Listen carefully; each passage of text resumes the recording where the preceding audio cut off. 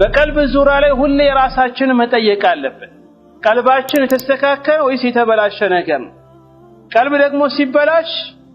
የተለያየ ሕክምናን ስፔሻሊስት እየፈለክ የምትሄድለት ሳይሆን ራሱ ወደ ዲን እስላም በመመለስ ቁርአንና ሐዲስ ላይ ያለው መድኃኒት በመጠቀም ነው እንጂ ቀልብክ ስለተበላሸ የፈለከ ሐኪም ቤት ብትወስድ ብትሄድ ምንም የምታስተካክልበት ነገር አይደለም ማለት።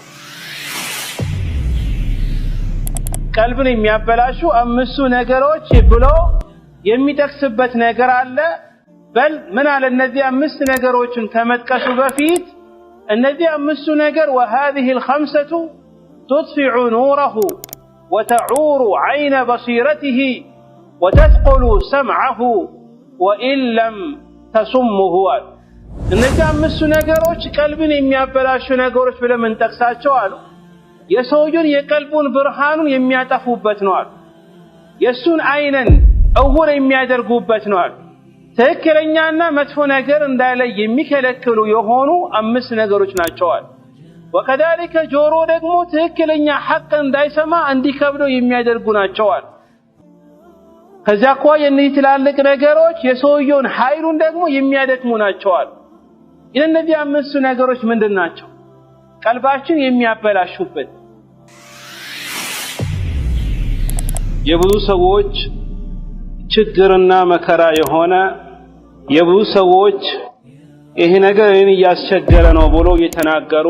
ያለ ጉዳይ ስለሆነ ነው። ወደ ጉዳዩ ከመግባታችን በፊት አላህ ሱብሓነሁ ወተዓላ ረሱሉና ዐለይሂ ሰላቱ ወሰላም ስልካቸውና ዳዕዋ እንዲያደርጉ ሲያዛቸው መጀመሪያ ዳዕዋ እንዲያደርጉ መጀመሪያ የወረደው ሱረቱል ሙደሲር ይባላል። መጀመሪያ ላይ ጌታ አላህ ሱብሓነሁ ወተዓላ ለመልእክተኛው ዐለይሂ ሰላቱ ወሰላም እንደዚህ አላቸው፣ ያ አዩሀል ሙደሲር ቁም ፈአንዚር ወረበከ ፈከብር ወሲያበከ ፈጠሂር።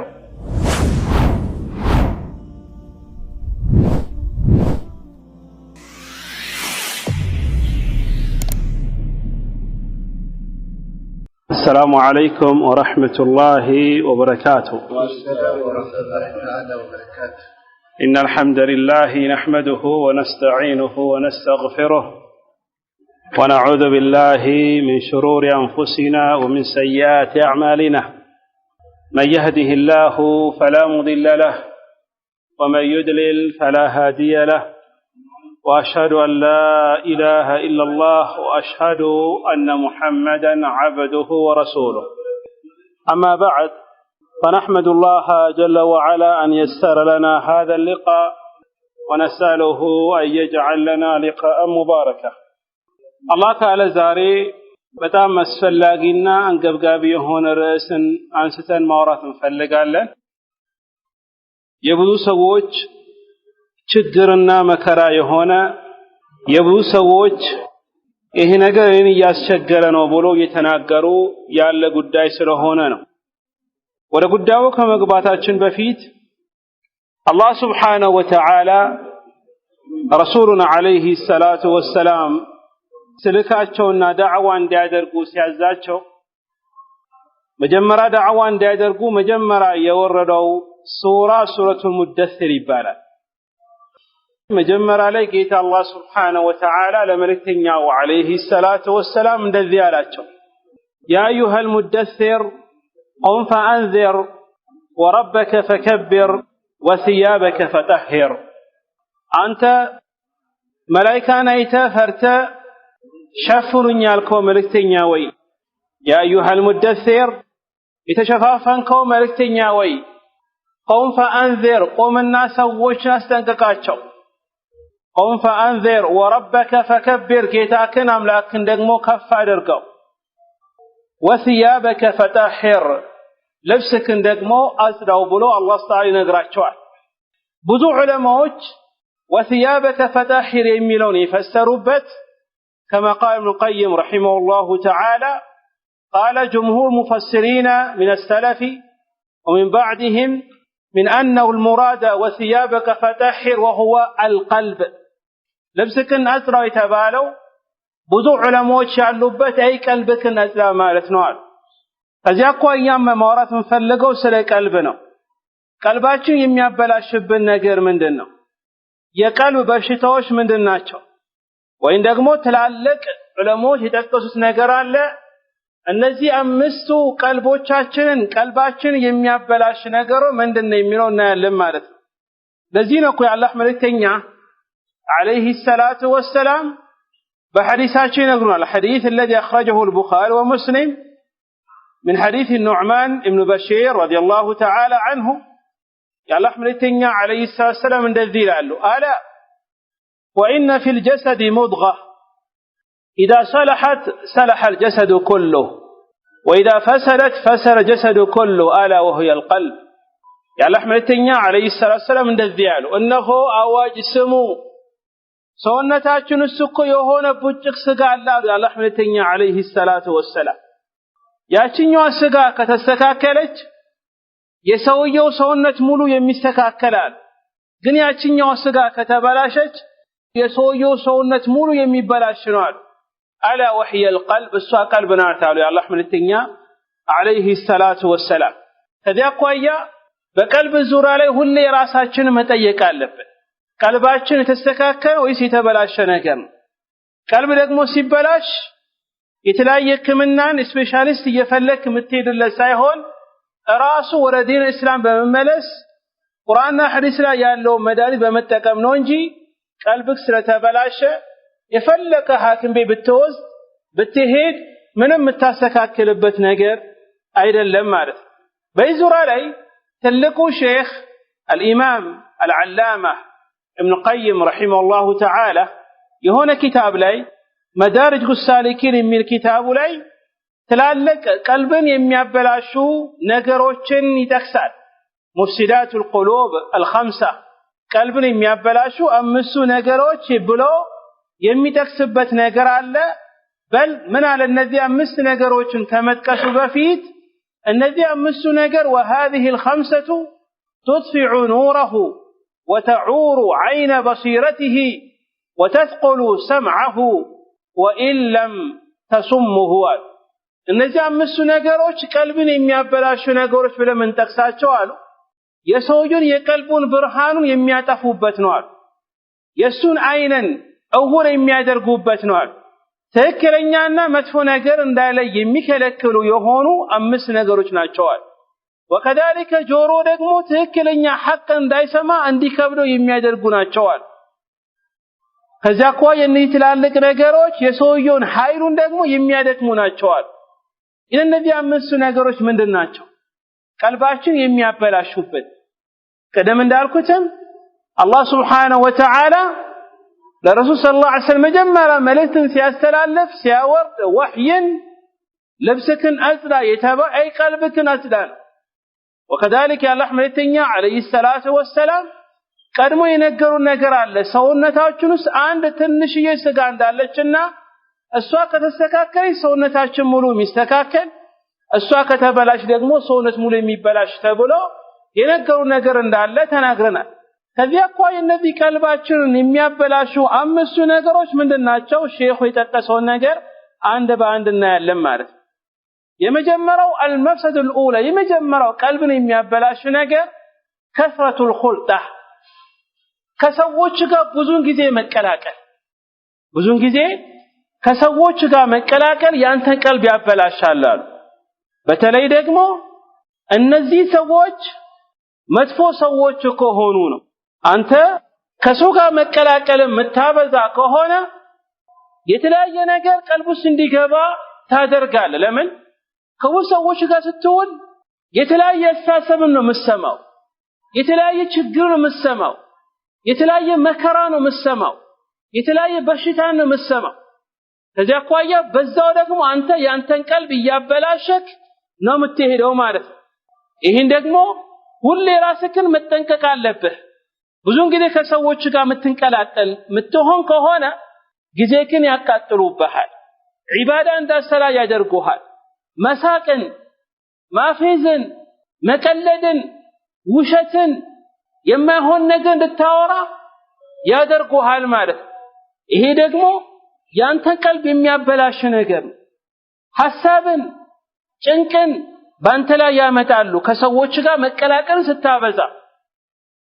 ለዚህ ነው ዑለማዎች እንደዚህ አይነት ነገርን በጣም ይጠሩ ነበር ከሰዎች ጋር መቀማመጥን ማብዛት ማለት ነው ለዚህ እኮ ነው የአላህ መልእክተኛ አለይሂ ሰላቱ ወሰላም የነገሩን ነገር አለ ጓደኛ ሲባል ሁለት አይነት ጓደኛ ነው ያለ አንደኛው ጥሩ ጓደኛ ነው ወደ ጥሩ ነገር የሚያዘክ ከመጥፎ ነገር የሚከለክልክ ሁለተኛ ጓደኛ መጥፎ ጓደኛ ነው ከጥሩ ነገር የሚከለክል ወደ መጥፎ ነገር ደግሞ የሚያዘክና የሚስብ የሆነ ጓደኛ በሐዲስ እንደመጣው الحديث الذي اخرجه البخاري ومسلم من حديث ابي موسى الاشعري رضي الله تعالى عنه عن النبي صلى الله عليه وسلم قال مثل الجليس الصالح والجليس السوء كمثل صاحب المسك وكيل الحديد يعني የጥሩ ጓደኛና የመጥፎ ጓደኛ ምሳሌው አለ የጥሩ ጓደኛ ምሳሌው ሽቶ እንደሚሸሰው ነው ያላህ መልእክተኛ አለይሂ ሰላቱ ወሰለም የመጥፎ ጓደኛ ደግሞ ቀጭቃጭ ነው ብረትን እሳትን የሚነፋ የሆነ ማለት ይሄን በተመለከተ ሲያብራሩ ያላህ መልእክተኛ አለይሂ ሰላቱ ወሰለም እነዚህ የጥሩ ጓደኛ ሽቶ የሚሸጥ ነው የተባለው ይሄ ጓደኛ ሽቶ የሚሸጥ ወይም ደግሞ ያን ሽቶ ይሰጣል ولا يعدمك من صاحب المسك اما تشتريه ويان ሽቶ ትገዛዋለህ ጥሩ ሽታ ለማግኘት او تجد منه ريحا طيبا ወይም ደግሞ ጥሩ ሽታ ከውስጥ ታገኛለህ ሳትገዛው ራሱ ማለት ነገር ግን ቀጭቃጭ ወይም ደግሞ ብረት የሚቀጠቀጥ እሱ ደግሞ አሉ የሱ ምሳሌው ከሱ የሚወጣው ከሱ ጋር ስትቀመጥ እሳቱ ይፈናጠርና ልብስክን ያቃጥልብሃል يحرق بدنك ሰውነትክን ያቃጥላል او ثوبك ወይም ደግሞ ልብስክን ያቃጥልብሃል او تجد منه ريحا خبيثا ወይም ደግሞ መጥፎ የሆነ ሽታን ከሱ ታገኛለህ ብሎ የአላህ መልእክተኛ ሰለላሁ ዐለይሂ ወሰለም ይነግሩናል ኢደን ከዚያ አኳያ አንተ ከማን ጋር መቀማመጥ እንዳለብህ ከማን ጋር መዋል እንዳለብህ ከማን ጋር እየዋልክ እንደሆነ ሁሌ ራስህን መጠየቅ አለብህ ለምን ከብዙ ሰዎች ጋር መዋል ስታበዛ ቀልብህን እያበላሸ ስለምትሄን ለዚህ እኮ ነው አላህ Subhanahu Wa Ta'ala እነዛ ሰዎች የውመል ቂያማ ከስራዎቻቸው ጋር ሲገናኙ ቁጭት የማይጠቅምበት ሰዓት ላይ ይቆጫል ምን ነው ይሄን ነገር ባደረኩኝ ይላል ምን ነው ከእንደዚህ ነገር በራኩኝ ይላል كما قال جل وعلا ويوم يعض الظالم على يديه يقول يا ليتني اتخذت مع الرسول سبيلا يا ويلتى ليتني لم اتخذ فلانا خليلا لمن لقد أضلني عن الذكر بعد إذ جاءني ያኛ ሰውዬ በዚያ ዱንያ ላይ ያለ ከመጥፎ ጓደኞች ጋር የሚሆን እንደዚህ ብሎ ይናገራል እጆቹን እየበላ በደለኛው ምን ይላል ወይኔ ጉዴ ፈላ ምን ነው መልእክተኛን ብከተል የነሱን መንገድ ብከተል እነሱ ሱሪያ ያሉትን ነገር ብሰራ ብሎ ይቆጫል ምንም የማይጠቅምበት ሰዓት ላይ ወይኔ ጉዴ ፈላ ይላል አከለ የሚባለው ሰውዬ ለምን ጓደኛ አደረኩት ይላል ጓደኛ ባላደርጎ ነበር የሚጠቅመኝ ይላል ግን ይሄ ነገር አይጠቅመው ለምን لقد أضلني عن الذكر بعد إذ جاءني እኔን እኮ ከትክክለኛው መንገድ አወጣኝ ትክክለኛው ነገር ወደኔ ከመጣ በኋላ ይላል ይሄ ደግሞ አይጠቅመው በዛ የውመል ቂያማ ሰው የሰራውን ነገር የሚያገኝበት ቀን ነው እንጂ መልካም ስራ የሚሰራበት ቀን አይደለም ለዚህ ነው ብዙ እንግዲህ ተመልከቱ ብዙ ሰዎች የመስጊድ ጀማዓ ነበሩ ከተወሰነ ጊዜ በኋላ ከመስጊድ ሲርቁ ታገኛቸዋል ብዙ ምክንያት ሊኖራቸው ይችላል ግን ከነዛው አንደኛውና ትልቁ ዋነኛው ምክንያት ከመጥፎ ጓደኛ ጋር ስለገጠመን ተመልከቱ ዱሮ ቁርአን ከኛ ጋር የሚቀሩ ቁርአን ያፈዙ የነበሩ ጀማዓዎች እኛንም አላህ ተባቱን ይስጠንና ከተወሰነ ጊዜ በኋላ መስጊድ አንደኛው ሰርፍ ላይ የሚሰለፈው የነበረው አካል አንደኛው ጫት ቤት መጀመሪያ ላይ ቀድሞ ከመኪና እንደወረደ ተሰልፎ ይወስዳል ሰው ምሳውን ሊበላ ወደ ቤት ዳቦና ብርቱካን ተሸክሞ ሲሄድ እሱ በዚህኛው በኩል ጫት በዚህኛው በኩል ደግሞ ኮካ ይዞ ይሄዳል። ሰው በማታ ቤት ቁጭ ብሎ ከሚስቱ ጋር ሲጫወት ሲያወራ ከእናቱ ጋር ሲያወራ እሱ ማታ ቺክና ቺፕስ እየጠበሰ ወደ ሰፈሩ ይሄዳል ማለት።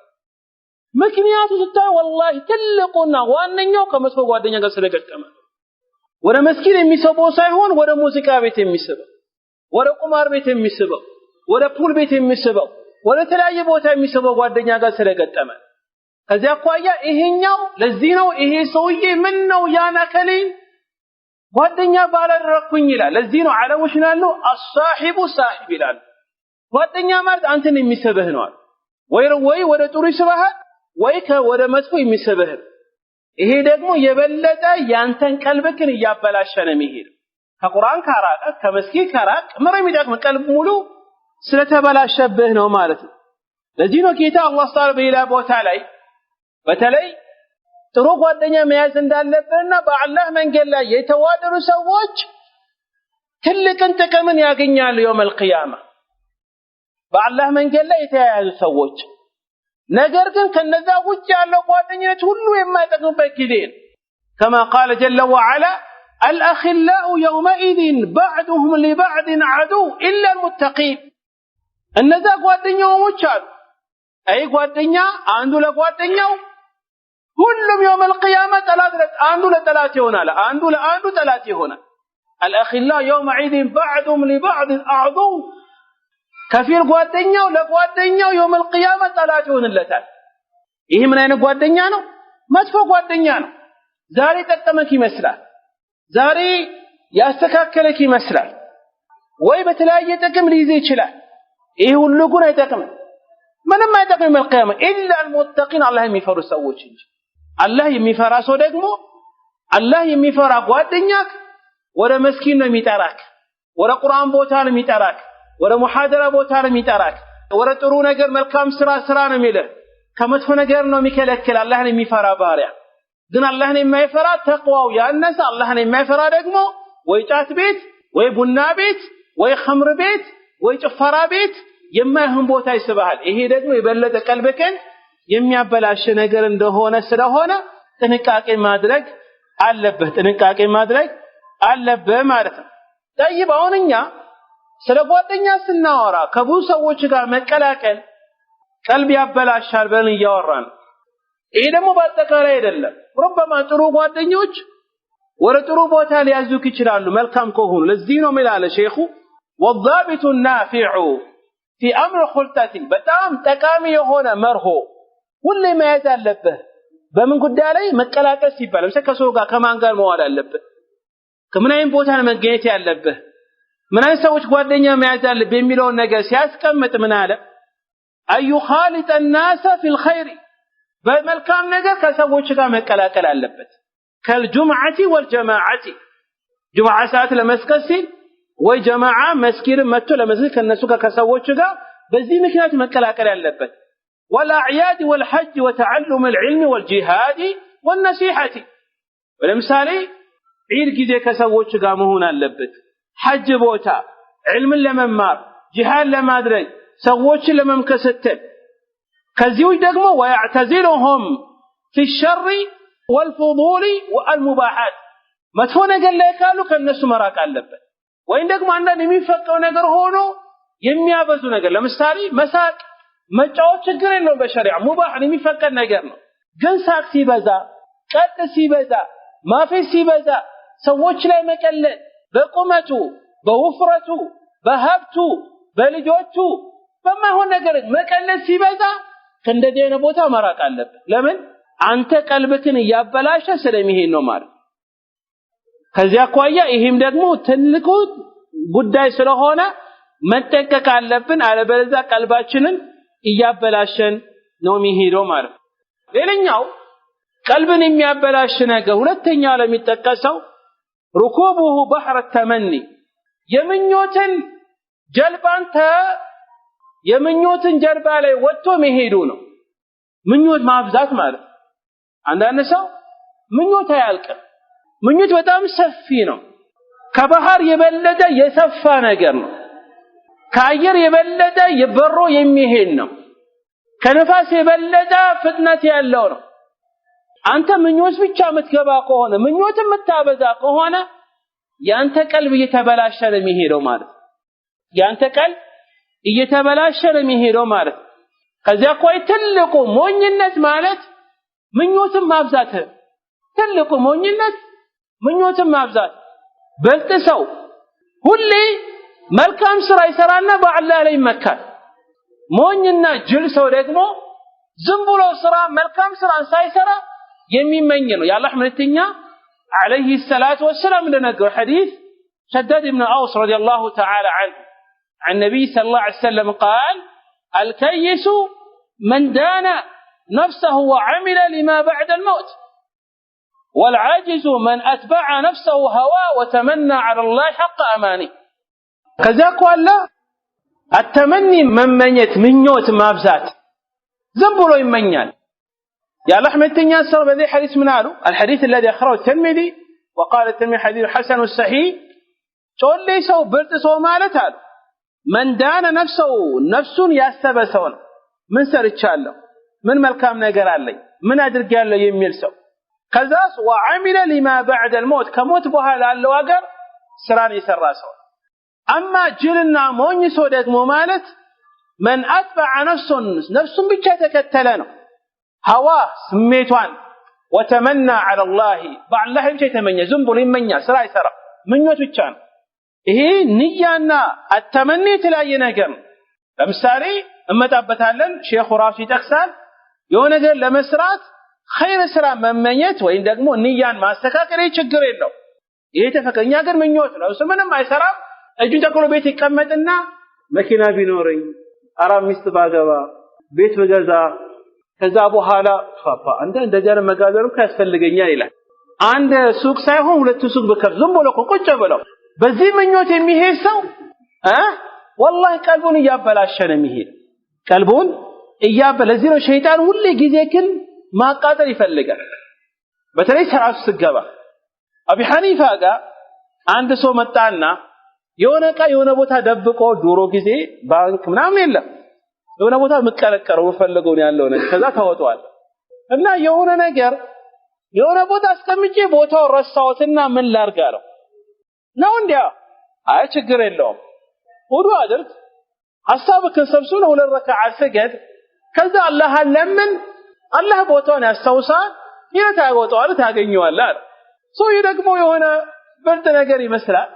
ሄደና ወዱ አደረገና ሰላት አላሁ አክበር ሲል ቦታው ተዛለ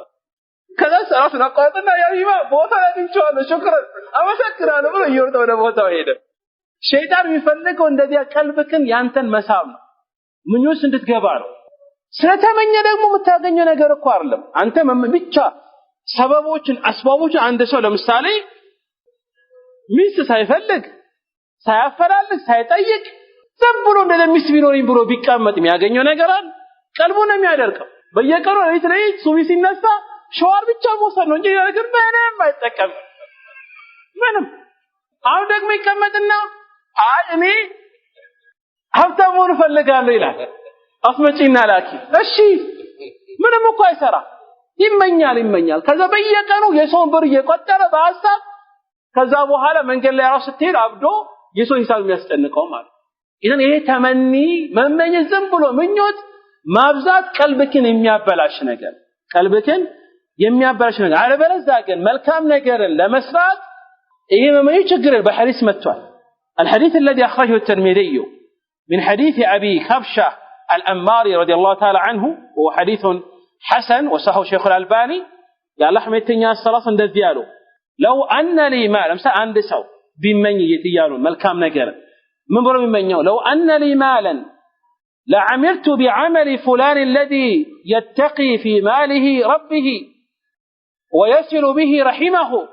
ويخرج منه حقه عند سو يمنيال ملكام نجر أنا كون داكلي حبت بينورينيال عند أكلي اللهن የሚፈራበት በዛኛው ሀብቱ ሰረቃን የሚሰጥ ዝምድና የሚቀጥልበት የሀብቱን ሐቅ ደግሞ የሚያወጣ እንደዚህ አይነት ሰው የአላህ መልእክተኛ ሰለላሁ ዐለይሂ ወሰለም هما في الاجر سواء እንደዚህ አይነት ሰው በአጅሩ እኩል ነው አይ አንድ ሰው ብር ኖሮት የሚለግስና አንድ ሰው ደግሞ የለውም ግን አላህ እንደዚህ አይነት ብር ቢሰጠኝ ሰረቃን እሰጣለሁ እንዲያደርጋሉ ምን እኮ ነው የተፈቀደ ነው በል አጅሩ እኩል ነው የሚያገኘው ከዛኛው ሰውዬ ጋር ይሄ ችግር የለውም በዚህ ምኞት እንደዚህ አይነት ነገር አማ ግን ቀደም ያለው ወይ እየሰራ አይደለም አስባቡን ያሟላ አይደለም በል አንዳንዴ መጥፎ ነገር የሚመኝ ነገር አለ ይሄ የበለጠ ቀልብክን የሚያደርቅና ቀልብክን የሚያበላሽ ስለሆነ ጥንቃቄ ማድረግ አለብን ይሄ ሁለተኛው ነው ሶስተኛው ቀልባችን የሚያበላሽው ነገር ምንድነው التعلق بغير الله تبارك وتعالى ከአላህ ውጪ ባለ ነገር ቀልብክን ማንጠልጠል ከአላህ ውጪ ያለ ነገር ሌላ ነገር መለመን መከጀል መመካት ይሄ ደግሞ ዋንኛውና ትልቁ ቀልብክን የሚያበላሽ ነው ወይ ደግሞ በሌላ አገላለጽ ሽርክ የሚባለው ከአላህ ውጪ ያለን አካለ መትለመን ከሆነ ሺአከሌ አውሊያ ከሌ ምያልክ የተለያየ ሰዎች መጠራ ከሆነ حتى ረሱል አለይሂ ሰላም ረሱል መለመን አይፈቀድ እሳቸው መለመን ራሱ ቆሮ ይሄ ቀልብክን የሚያበላሽ ነገር ለምን ሽርክ የሚባለው አስለን ከበደሎች ሁሉ ትልቁ በደል እሱ ነው كما قال جل وعلا ان الشرك لظلم عظيم ሽርክ የሚባለው ከበደሎች ሁሉ መጥፎ ትልቁ ወንጀል የሚባለው እሱ ነው ለዚህ አላህ ምን አለ انه من يشرك بالله فقد حرم الله عليه الجنة ومأواه النار وما للظالمين من أنصار إنه قداي واحد بالله የሚያጋራ ሰው አላህ ስታር በእንደዚህ አይነት ሰው ላይ ጀነትን መግባት እርም አድርጎበታል حرام ሆኖበታል የሱ መቀመጫ መግቢያው እሳት ነው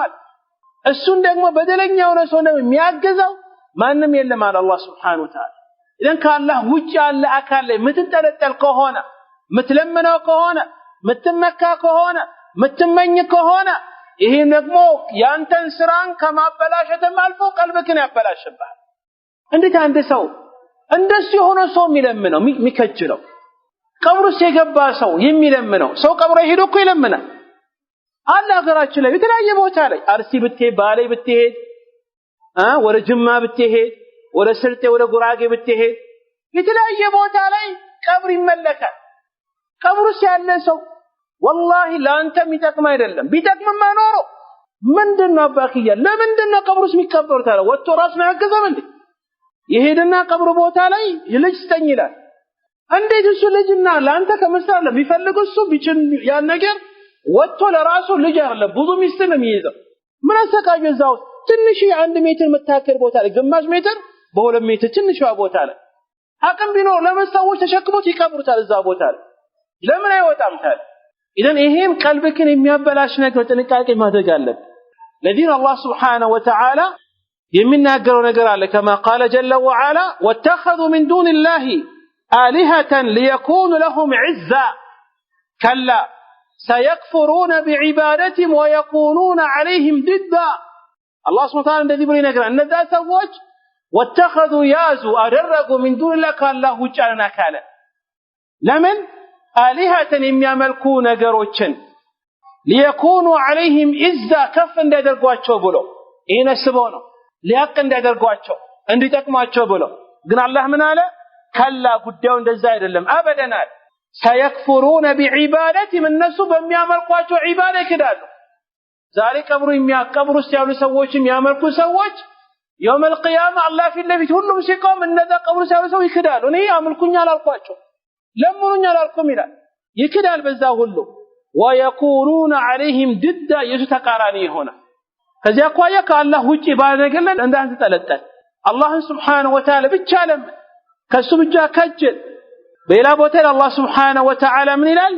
واتخذوا من دون الله آلهة لعلهم ينصرون لا يستطيعون نصرهم وهم لهم جند محضرون النزاك الله وجعلنا كان يملمون سووች አደረጉ ከአላህ ውጫን አካልን لعلهم ينصرون እነሱ እንዲያግዟቸው ዘንድ እንዲረዷቸው ዘንድ لا يستطيعون ነገር ግን لا يستطيعون نصرهم እነሱ ማገዝ አይችሉም በል ከዚህ ማልፎ ደግሞ يوم القيامه የነሱ ተቃራኒ ሰራዎች የነሱ ተቃራኒ ወታደሮች ሆኑባቸዋል እነሱ ተቃውሞ ተቃራኒ ሆነ ይዋጓቸዋል ከዚያ አኳያ ከሌላ ከአላህ ውጪ ያለን አካል ላይ ልቡ የሚንጠለጠል ሰው ቀልቡ ይበላሽበት ለምን አንዳንድ ሰው ለምሳሌ ከአላህ ውጪ ባለ ነገር ስለሚጠለጠል ጅኒ ያለ ይፈራል ልክ ጠዋት ከቤት ሲወጣ ጥቁር በመታየ ጉዱፍ አለ ይፈራል ድመት ይፈራል እንዴ ትሽ ብታውቁ ምትሮ ድመት ናት ከዛ ልክ ከቤት ሲወጣ ዳራው ላይ ጥቁር የሆነ የሚበር ነገር ካየ በቃ ዛሬ አልተሳካለኝ የሚለው ወደ ቤቱ ይመለስ ይሄ ካላህ ውጪ የሚጠለጠሰው ቀልቡ እንደዚህ የተበታተነ ነው የተረጋጋ አይደለም ቀልቡ የበለጠ ተበላሸ ነው ከዚያ አኳያ ቀልቡን የሚያበላሽ ነገር ሌላኛው ካላህ ውጪ ነገር መለመን ነው ለዚህ አላህ Subhanahu Wa Ta'ala ሁሌ ያስጠነቅቀናል አላህ Subhanahu Wa Ta'ala ብቻ እንድንለምን ይነግረናል لا تجعل مع الله إلها آخر فتقعد مذموما مخذولا كالله وجهنا كالن أملاك እንዳታደርግ ያመታረኩር ይተዋረርክ የበታቸውን ክሶቶ ሆናል ብሎ አላህ ይነግረናል ከዚያ አኳያ ቀልባችን ከሚያበላሹ ነገር ሶስተኛ ላይ የሚጠቀሰው ካላህ ውጪ ባለ አካል ልብክ ማንጠልጠለን ይሄ ደግሞ ቀልብክን የሚያበላሽ ነገር ነው ማለት ነው ሌላኛው ብዙ ሰዎች ዘናጉበት ነገር ነው አራተኛ ላይ የሚጠቀሰው ቀልብን የሚያበላሽ ነገር ጉዳችን ሊፈላ ነው ይሄ ጉዳይ በተለይ ሁሉም ራሱ መጠየቅ አለበት በተለይ ወፍራም የሆኑ ሰዎች ምንድን ሲባል ምግብ ማብዛት ምግብ መታበዛ ከሆነ ቀልብክ ይበላሽብሃል ይገርማል እንዴ ሰው ምግብ በማብዛቱ ቀልቡ ይበላሽበት ይሄን መጣበታለን እንዴት ነው ሲባል ከሁለት አኳያ ነው አንደኛው የሚመገበው ምግብ حرام ከሆነ ነው ሰርቆ አጭበርብሮ በሪባ በወለድ የሚበራው የሚያመጣው ሀብት በዛ ሀብት ደግሞ የሚመገብ ከሆነ ይሄም ቀልቡን ያበላሽ አንደኛው ይሄ ለምሳሌ የአሳማ ስጋ የሚበላ ከሆነ አሳማ ስጋ ይበላል ወከذلك ደግሞ በخت የሚበላ ከሆነ የተለያየ ያልተፈቀዱ እንስሳዎች ስጋቸው የሚበላ ከሆነ ይሄም ቀልቡን ያበላሽበታል ያ ምግብ መመገብ ሁለተኛው ነገር ደግሞ ሐላል የሆነ ብር ነው በሐላል ለፍቶ ያመጣል ቤተሰቦችን ያስተዳድራል ነገር ግን ያ ምግብ ሲበላ በጣም አብዝቶ ይበላል ይሄም ደግሞ ቀልቡን ያበላሽባል ረሱል አለይሂ ሰላም የነበሩበትን ህይወትን ተመልሰን እንመልከት አንዳንዴ እኔ ቆም ብዬ ሳስብ እንደው አላህ ተዓላ አኺራ ላይ ያዘጋጀልን ኒዕማ ጸጋን በዚያ ዱንያ ላይ ብቻ የሰጠኝ ይመስለኛል ፈራለሁ ነው ለምን ረሱላህ የነበሩበትን ህይወትን ስናስታውስ ማለት እኛው እኮ ምግብ የሚባል አላጣን አልহামዱሊላህ በጣም እንበላለን እስክንጠግብ ድረስ እንበላ በል አንዳንዴ ምግቡ የምንበላው ነገር ታርፎን እየጣልነው ነው ከቆሻሻ ጋር እያቀላቀልነው ነው የለም ይሄ አለ በየቤቱ ረሱል ሰለላሁ ዐለይሂ ወሰለም እንደዚህ ያልነበሩ አይሻ ስነግረን الحديث الذي اخرجه البخاري ومسلم من تلالج ما شبع آل محمد صلى الله عليه وسلم من خبز شعير يومين متابعين حتى قبض يا الله ملتኛ صلى الله عليه وسلم የሱ ቤተሰቦች آل محمد رسولنا የሱ ቤተሰቦች አንድ ቀንም ሆዳቸው ሞልቶ አያውቅም የሚበሉት ዳቦ የገብስ ዳቦ በዛ ላይ በተከታታይ ሁለት ቀን ጠግቦ በልቶ አያውቁም ማለት እኛስ እንደ ረሱላህ ሰለላሁ ዐለይሂ ወሰለም እኮ ያላህ መልእክተኛ ከመሆናቸውም ጋር አንድ ቀን እኮ ምግብ የሚበላ ነገር ከቤታቸው ጠፍቶ ውጪ ወጡ ሲወጡ ሆዳቸው በድንጋይ አስሮ ነበር ይወጡ እኛ ባየ ሁሉም ነገር ፉል ነው እኛ ረሱል ሰለላሁ ዐለይሂ ሆዳቸው በድንጋይ አስሮ ወጡ ከቤታቸው ከዛው በከር ስዲቃ ተገናኙ አቡበክርም ለካ እሱ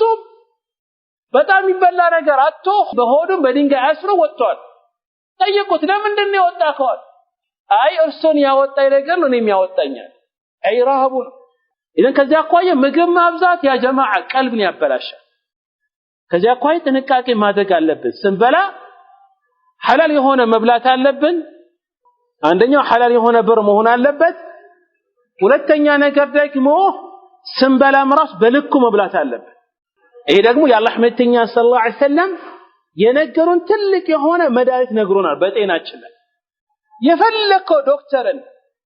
በታማክርና በታናገር ከዚህ የበለጠ መድኃኒት አይሰጥህ በተለይ በጤና ላይ እኛ ላይ የሚመጣው የበሽታ ማአት በብዛት ከምግብ ጋር የሚያያዝ ለዚህ ነው ዶክተሮች ይላሉ ጤናት በእጅህ ይላሉ ራስ ተቆጣጣረው ዛሬ ያገኘው ብለህ ምበላው ነገ ተመለሰ በሽታ ይሆንብሃል ለዚህ ነው አላህ መልእክተኛ አለይሂ ሰላቱ ወሰለም የነገሩን ነገር አለ الحديث الذي اخرجه الإمام الترمذي والنسائي في الكبرى وكذلك ابن ماجه من حديث مقداد بن معد كرب رضي الله تعالى عنه يا الله حمدتني الصلاة እንደዚያሉ إن الحديث بدن بدامته ما ملأ آدمي وعاء شرا من بطنه በጣም የአደምን ልጅን የሱን ዕቃ በጣም የሞላ ነገር ከመጥፎ መጥፎ የሚባለው አይ በጣም ሁሌ መሙላት የሚፈልገው መጥፎ የሚባለው የሱ ሆኗል ሆነ የፈለገ ብሰጠው ጠገበኛ አይደል ሞላ አይደለም ዝም ብሎ ነገም ይጨምራል ከነገ ወዲያም ዝም ብሎ የሚጨምረው ግን መፍትሄውን መድኃኒቱን ሰጡን ምን አሉ بحسب ابن آدم لقمات يقمن صلبه ለአደም የሚበቃው የተወሰነ ጉርሻ ቢወስድና ቢያንስ ወገቡን ቀጥ የሚያረግበታል ይሄ ኃይል የሚሆነው ይሄን ብቻ ይበላ ይበቃል የተወሰነ ጉርሻን ብቻ መብላት ያልፈለገና ከዛ በላይ ደግሞ መጨመር ከፈለገ ማደግ ያለበትን ነገር ነገሩ የአላህ መልእክተኛ ሰለላሁ ምን አሉ فإن كان لا بد አይ እኔ ሁለትና ሶስት ጉርሻ ብቻ አይደለም ብዙ መብላት አለብኝ ካለ فإن كان لا بد فاعلا አይ ብዙ መብላት እፈልጋለሁ ካለ ያን ነገር ማደግ ከፈለገ فثلث لطعامه وثلث لشرابه وثلث لنفسه አይን በቃ መመገብ አለብኝ ካለ ሆሩ ሶስት ቦታ ያካፍሏል አንድ ሶስተኛውን ለምግብ ይበላበታል አንድ ሶስተኛው የሚጠጣ ነገር ይጠጣል አንድ ሶስተኛው ለአየር ነው ይሄ ኢብኑ ቀይም ወገይሩ ሲናገሩ طب النبوي رسول الله عليه وسلم መድኃኒት ይላሉ አሁን ያሉት ዶክተሮች ራሱ መጠየቁን ይሄን ነገር ይመክሩት ምግብክም በልኩ ብላ አንዳንዱ እስከዚህ ድረስ ይበላል መንቀሳቀስ አይችልም መተንፈስ አይችልም መቀመጥ አይችልም መተኛት አይችልም ችግሩ እኮ ብዙ በልተ ደግሞ የሚመጣብክ መከራ والله መንቀሳቀስ እኮ አይችልም አንዳንዱ በቀበቶ ሁሉ ይሰፋበትና ቀበቶን ይፈታል ምንድነው ሁሉ መከራ አባትዬ በልክ ብላ በልክ ጠጣ والله ሲራሳችሁ መከሩና ለዚህ ነው ረሱላህ ሰንበላ በሶስት ጣታችሁ ብለ አረጉር ፈላ ዛሬ ኡስታዝ ዑመር ኡስታዝ ብሎ ቤት ሲበላ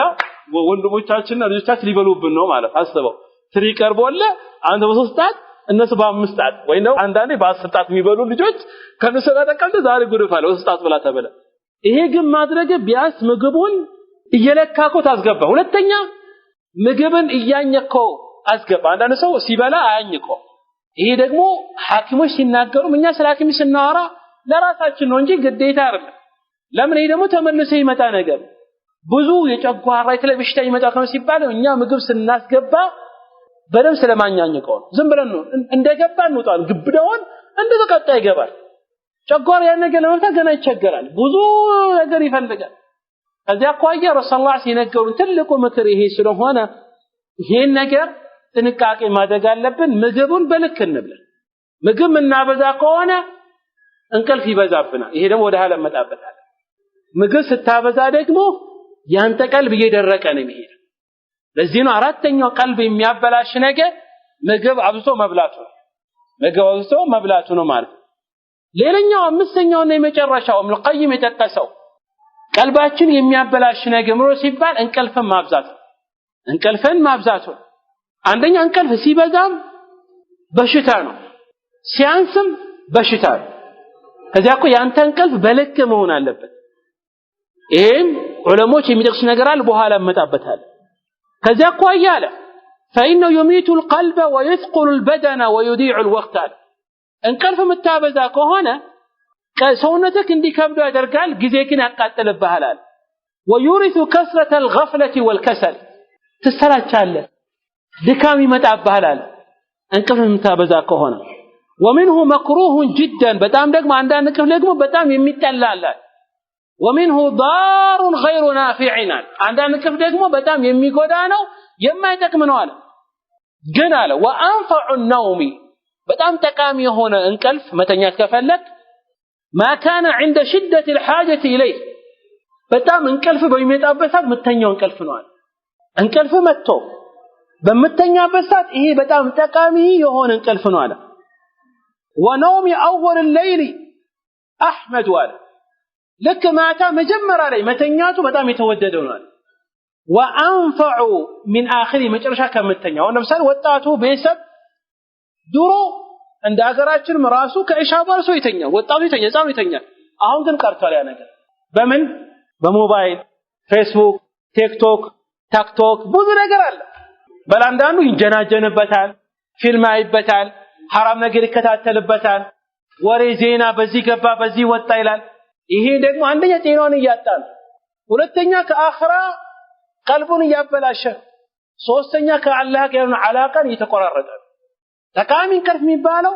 ማታ መጀመሪያ ላይ የምተኛው ነው አለ የማይወደደው እንቅልፍ ደግሞ መጨረሻ ላይ የምተኛው ነው طيب ከዛም ደግሞ ከቀን ደግሞ ተቃሚ እንቅልፍ የሚባለው ከቀኑ ግማሽ ላይ የምተኛው ነው አለ ለምሳሌ ከዱር በኋላ ትንሽ የምተኛው ራሱ ቢሆን ከዚያ አኳያ ያን እንቅልፍ ደግሞ ማብዛቱ በጣም ጉዳትን ያበዛል በተለይ ደግሞ ከዓስር በኋላ የሚተኛ እንቅልፍ አለ وكذلك ሳተኛ ዝም ብለህ ቁጭ የምትል ከሆነ ያንተን ይጎዳሃል ሌላኛው ደግሞ የሚጠላ የሆነ እንቅልፍ አለ ያ ደግሞ ነው ከፈጅር በኋላ ሰግደ ቶሎ ብለህ መተኛት ይሄ ጠላን ፀሐይ እስክትወጣ ድረስ በዚህ ሰዓት መተኛት የለብህም ለምን ረሱላህ የነገሩ ነገር አለ ጀማዓ الحديث الذي صححه شيخ الألباني يا لحمة تنيا الصلاة يالو بورك لأمتي في بكورها ለህዝቦቼ በረካ ዘርጎላቸዋል በጠዋት ጊዜያት ለዚህ አቋያ ነጋዴ ከሆንክ ሰራተኛ ከሆንክ ተማሪ ከሆንክ የሆነ ስራ መስራት ከፈለክ حتى ሴት ራሱ ከሆንሽ ከፈጅር በኋላ ያለው ሰዓት እንዳታይ ከዚህ አቋያ በዚህ ሰዓት አይ ከፈጅር በኋላ ያለውን ጊዜ ፀሐይ እስክትወጣ ድረስ ይሄ ምተኛ ከሆነ ላንተ ለጤናክም ጎጂ ነው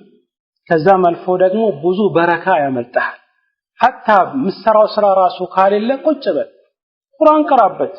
ذክር በልበት ሴት ደግሞ ከሆንሽ ተነሺና ደስ ታቢበት ምንም ችግር የለውም በረካ ያደርግልሻል ለዛኝ ለምስሪው ለቀለ ምስሪልን ወጥ ማለት ለዚህ ሰለላሁ ዐለይሂ ወሰለም ቡሪከ ለኡመቲ في بكورها ለህዝቦቼ በጠዋቱ ጊዜ በረካ ያደርጎላቸዋል አንተ ከፈጅር በኋላ ሰግደ አሁን ሰግደ የሚለው ለሚሰግዱ ሰዎች አማ የማይሰግድ ሰው አስረን የሚነሳው ሰዓት ነው 2 ሰዓት 3 ሰዓት ይሄ ጁስ አይገባ መሰለኝ ቶ እኛ ስለሱ እናወራ እኛ ምናወራው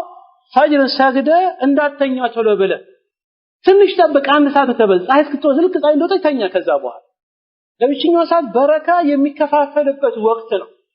ከቻልክ ስራ ለመስራት ከፈለክ ሂድና ስራ ተንቀሳቀስ ስፖርት ራሱ ስራ ችግር ነው በረካ ይደረግላል በጤና በጣም ሰዎች ብዙ ጊዜ የሚዘናጉት ነገር ከዚያ ይሄ በጣም ጠቃሚ የሆነ ይሄ በዚህ ሰዓት ከፈጅር በኋላ መተኛት የሚጠላል ሌላኛው የሚጠላው ከመግሪብ በኋላ መተኛት ይሄ በሐዲስ እንደመጣ ሐዲስ አቡ برزة السلمي رضي الله تعالى عنه الأسلمي رضي الله تعالى عنه في البخاري ومسلم على رحمة الله صلى الله عليه وسلم كان رسول الله صلى الله عليه وسلم يكره النوم قبل العشاء والحديث بعدها رسول الله عليه وسلم كعشاء صلاة بفيت متنيات يتلال يكره كتباله علماء بيت اي حرام ነው የተከለከለ ነው ማለት መግሪብ ሰግደን እንዳተኛ ኢሻ ሳሳሰል ከዛም ከኢሻ በኋላ ወሬ ማብዛትን ደግሞ ይጠላሉ የአላህ መልእክተኛ አለይሂ ሰላቱ ወሰለም ለምን ይሄ ነገ ለሊት ሱቢ እንዳሰግድ የሚከለከል ሱቢ ለመስከር ከፈለክ አስለን ቶሎ ብለህ ቀድመተኛ ቀደም እንዳለው ደግሞ ብዙ ምግብ እንዳበላ ብዙ የበላ ሰው መተኛት አይችልም ለምን ያ ነገር ያስቸግረዋልና በአጠቃላይ እነዚህ አምስቱ ቀልብን የሚያበላሹ ነገሮች ናቸው መጠንቀቅ አለብን ከነዚህ አምስት ነገር ደግሞ ምንርቅ ደግሞ ከሆነ ቀልባችን ይስተካከላል ለምሳሌ ከሰው ጋር መቀላቀል ምንቀንስ ከሆነ ቀልባችን ይስተካከላል ምኞትም ማናበዛ ከሆነ ቀልባችን ይስተካከላል ምግብ ምንቀንስ ከሆነ ቀልባችን ይስተካከላል እንቅልፍን በልኩ ምንተኛ ከሆነ በተለይ ቀድመናኩት እንቅልፍ መተኛት ያለበት ዑለሞች እንደክሱት حتى ابن القيم ይጠቅሳል ጥሩ እንቅልፍ አንድ ሰው በቀን ማግኘት ያለበት 8 ሰዓት ነው ይላል ለዛ ምን አለ وبالجملة فاعدل النوم وأنفعه نوم نصف الليل الأول وسدسه الأخير وهو مقدار 8 ساعات በአጠቃላይ ጠቃሚ የሆነ እንቅልፍ ትክክለኛ የሆነ እንቅልፍ አለ መጀመሪያ ላይ የሚተኛ ነው ከኢሻ በኋላ ቢያንስ በ8 ሰዓት መታከል እንቅልፍ መተኛት ይሄ ለከ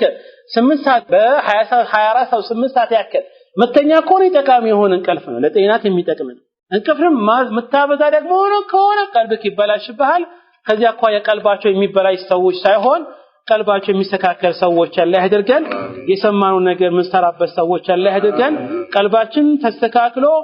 አኺራችንን አስተካክለን በጥሩ ቀልብ ከአላህ ጋር የሚገናኙ ሰዎች አላህ ያድርገን هذا بالله التوفيق والله تعالى اعلم وصلى الله وسلم على نبينا محمد وعلى اله وصحبه اجمعين والسلام عليكم ورحمه الله وبركاته